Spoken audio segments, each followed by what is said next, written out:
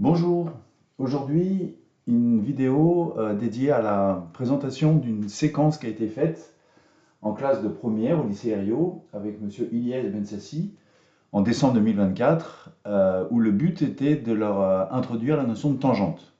Donc notion qui est au programme de première via le calcul de la dérivée, sauf que là ils n'avaient absolument pas abordé la notion et à partir des rails on voulait leur montrer, leur faire sentir la notion de tangente. Donc la première chose qu'on a commencé par leur faire, c'est leur donner des rails en carton. Donc ici, on a trois rails qui sont associés. Donc on a un premier rail, un deuxième rail, un troisième rail. Et ils avaient plusieurs rails qu'ils devaient placer pour compléter le circuit.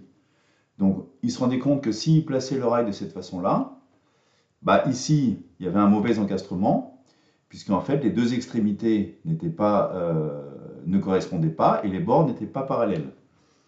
Donc deuxième possibilité, il prenait un rail ici, il le posait. Là, il se rendait compte que les bords étaient parallèles, mais les extrémités ne coïncidaient pas. Troisième possibilité, il passait ce rail-là, où on voyait les extrémités des deux milieux, là, presque confondues, mais avec des bords non parallèles. Et évidemment, la dernière solution était la bonne, c'est-à-dire que quand il plaçait le rail, il se rendait compte que le dernier rail s'encastrait parfaitement de chacun des deux côtés, parce que si je posais mon rail ici et mon rail ici, les deux extrémités ici étaient confondues et les bords étaient parallèles.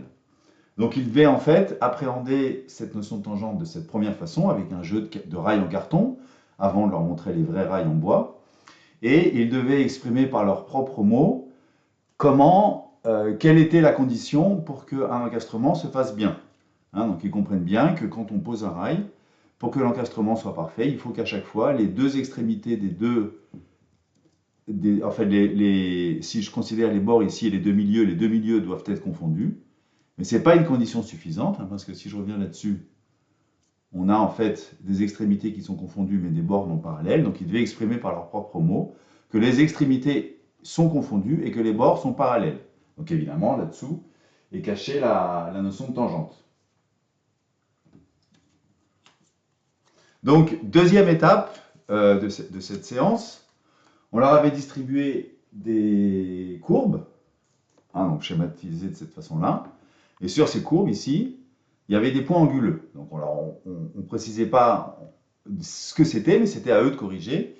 Et effectivement, naturellement, ils ont corrigé ici les courbes distribuées pour les rendre dérivables. Alors là encore, ils ne prononçaient pas le mot dérivable, mais ils corrigeaient les courbes ici.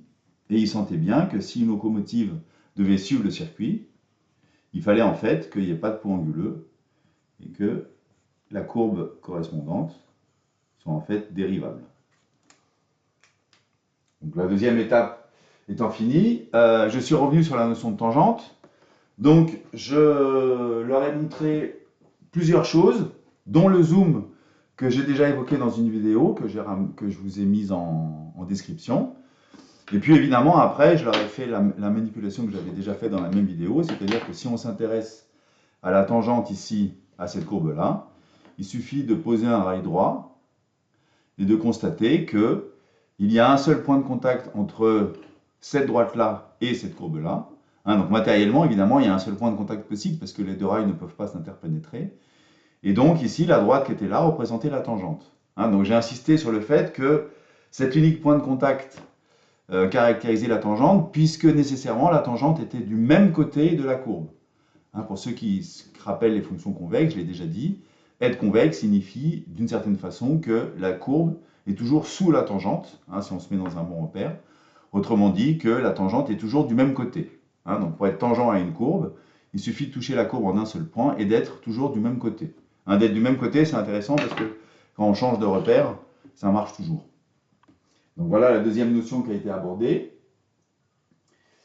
Et je leur ai montré aussi le zoom, qui est toujours dans les vidéos que je vous ai mises en description, et qui permet d'appréhender la notion de tangente en zoomant à l'infini entre guillemets sur une courbe et de constater qu'à l'infini, la courbe se confond avec sa droite. Et je leur avais aussi montré la corde, donc qui est en général l'approche que l'on considère, c'est-à-dire qu'on prend une courbe qui passe par un point A, F de A, B, F de B, on fait tendre B vers A. Et on se rend compte que l'équation de la corde, ou de la séquente, se rapproche de l'équation d'une droite qui ne bouge pas et qui se trouve être la tangente. Voilà, donc juste après cette petite chose-là, je leur ai expliqué le principe du circuit Easy Loop, hein, leur démontrer que on a un carré, hein, donc c'est le carré du logo qui est ici, hein, donc on a un carré en fait, et que les courbes doivent être incluses dans chaque carré, doivent commencer ou finir par l'un des 8 points qui sont les 4 milieux ou les 4 sommets, et qu'à chaque fois, on devait respecter des règles de tangence. Hein, donc, je ne prononçais pas exactement le mot tangente, mais je disais que les courbes devaient arriver ici à 90 degrés perpendiculairement au bord, quand on était au milieu, et 45 degrés ici par rapport au segment quand on arrive au sommet, de façon en fait que quand on a plusieurs carrés successifs, entre deux carrés, deux courbes ont la même direction, ont la même tangente, et donc les rails correspondants s'associent parfaitement puisque les extrémités sont confondues et les bords sont parallèles. Donc, un peu avant la fin de la séquence, puisque finalement tout ça, ça va assez vite, on leur a montré, on leur a distribué ces feuilles-là. Et sur ces feuilles, on leur avait tracé des carrés. Donc sur le premier carré, on leur avait dit voilà la consigne à respecter. Vous avez un carré qui est ici. Et il faut trouver ici une courbe qui passe par le point A, qui est un milieu, et qui passe par le point B, qui est un milieu du carré de l'arête du côté voisin. Hein, donc il fallait trouver une courbe qui passe par A et qui passe par B, dont la tangente soit portée par ces directions et la tangente soit portée par ces directions. Hein, donc il fallait que la courbe en fait passe par A et B et soit tangente ici. Donc là ils avaient à peu près compris que si on prenait un cercle qui passe par B et qui passe par A, il se rappelait que quand on a un cercle, si je trace la tangente au cercle, nécessairement la perpendiculaire à la tangente passe par le centre. Donc ils avaient à peu près compris que le centre du cercle, c'était ce point-là, et que si on traçait un cercle de rayon 1,5 du côté, on avait un cercle qui passe par A et par B, et qui est à la fois tangent à ces droites-là et à ces droites-là. Donc le deuxième carré, ils avaient un deuxième cercle à tracer, c'était celui-là. Hein, donc cette fois-ci, ça correspond au grand rail circulaire. Donc le point A, cette fois-ci, était un sommet. Le point B était un sommet voisin. Et là encore, ils avaient à peu près compris que si on prolongeait les normales, donc on ne parlait pas de normales, on parlait de droites perpendiculaires à la tangente. Donc on prolonge les droites perpendiculaires à la tangente en A et en B. Donc évidemment, on obtient un point ici qui est le symétrique du centre du carré par rapport à la droite AB. Hein, donc ici, j'ai le centre du carré, le point I, et là, J, l'intersection des deux normales, et le symétrique de I par rapport à la droite AB. Et donc là, ils se rendaient compte que si on prenait le cercle de centre J et qui passe par A, bah, par symétrie, il passait par B, et là encore, il était tangent aux deux directions données. Hein, on avait dû probablement leur montrer que le rayon de AJ, si je prends 1 comme longueur unité, le rayon AJ, c'est en fait par symétrie la moitié de cette diagonale. Cette diagonale, on a déjà vu que c'est racine de 2, donc ici on avait un cercle de rayon racine de 2 sur 2. Troisième étape, on leur posait la même question avec cette situation-là. Donc on prend A, le milieu de l'un des côtés, et on prend B, le sommet opposé. Est-ce qu'il est possible de tracer un cercle passant par A et B qui soit tangent en A à ces droites-là et tangent en B à ces droites-là? Donc là, ils avaient à peu près compris en poursuivant le principe que si on trace les perpendiculaires au... Alors j'ai pris une feuille un peu plus courte, je vais la prolonger. Si on trace une perpendiculaire aux deux tangentes, ces deux droites se coupent. Et évidemment, si on prend le centre qui se trouve à l'intersection des deux droites et qu'on essaye de tracer un cercle, et bien en fait, il ne faut pas passer simultanément en A et en B. Hein, et donc là, on en avait montré un raisonnement par l'absurde qui consistait à supposer que c'était vrai. Et évidemment, le cercle ne peut exister parce que là, on a un rayon, on a une distance 1,5, là, on a une distance 1, donc là, j'ai une distance égale à 3,5. Et cette distance ici, par symétrie, c'est la même qu'ici, donc là, j'ai une distance racine de 2. Donc là, j'ai racine de 2, 3,5. Donc, le cercle ne peut passer.